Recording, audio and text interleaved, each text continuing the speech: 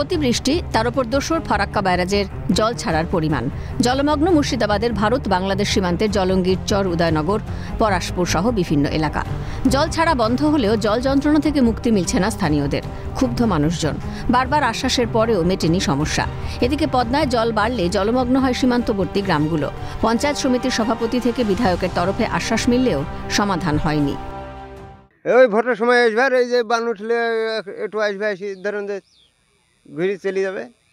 ও বলবে বিডিও আসবে, বিডিও এসেও বলবে যে আমরা এবার রাস্তা করে দেবো, এবার কাজ করে দেবো আপনাদের। কোনোই কাজ হয় না, শুধু আশ্বাস দেয়। আজ 20 বছর থেকে এরকমই চলছে। স্থানীয় মানুষের উদ্যোগে একটি বাঁধ তৈরি করা হলেও সেই বাঁধের বেশ কিছু অংশ ভেঙে যায়। এবার সেই কাজের জন্য জলঙ্গি পঞ্চায়েত সমিতির সভাপতির উদ্যোগে বেশ কিছু অর্থ বরাদ্দ করে বাঁধ সারাইয়ের শুভ সূচনা করা হলো। পঞ্চায়েত সমিতির পক্ষ থেকে আমরা আজকেই সেই কাজটা শুরু করে দিয়েছি।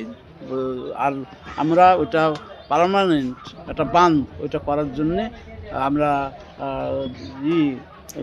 ইরিগেশনের অফিসারদের নিয়ে এসেছিলাম। বাঁধও হবে, আবার ওইটাই একটা রাস্তাও হবে, মানে গাড়ি ঘোড়া সেই বাঁধের উপর দিয়ে যেতে পারবে।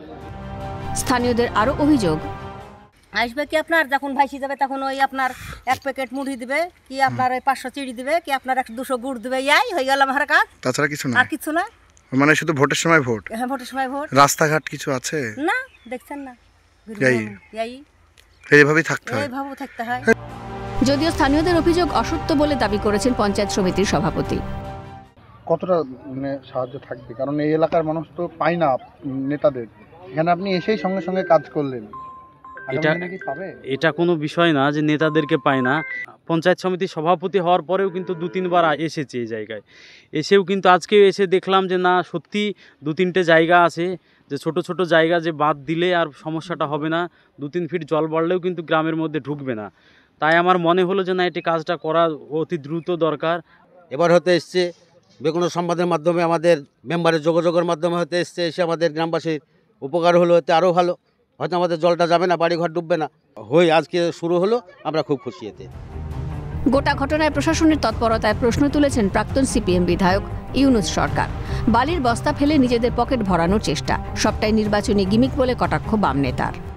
যে ইঞ্জিনিয়ার বলতে পারবে যে এইখানে বাঁধ কীভাবে করলে টিকবে, সেই ইঞ্জিনিয়ার এসে যেদিন মাপযোগ করবে সেদিন আমরা বিশ্বাস করব এটা ঠিক। না হলে এটা ঠিক যে কিছু বালি ফেলা হবে, টাকা মারা হবে, এছাড়া কিছু না, এই ভাতা দেওয়া ছাড়া কিছু না। মোটামুটি একটা ট্যুর প্রোগ্রাম করে দিয়ে বলে দিল যে আমরা এইসব করবো। এটা একেবারে সম্পূর্ণ নির্বাচনী গিমিক। নেই কোনো রাস্তাঘাট, জলমগ্ন রাস্তায় যাতায়াতের একমাত্র ভরসা নৌকো, তাতেও আবার দুর্ঘটনার আশঙ্কা প্রবল। কতদিনের স্থায়ী বাঁধ পায় সীমান্তের মানুষ, সেই বাঁধ আবার যাতায়াতের মাধ্যম হয়ে ওঠে কবে, সেটাই দেখার। ইকবাল হোসেনের রিপোর্ট, ক্যালকাটা নিউজ।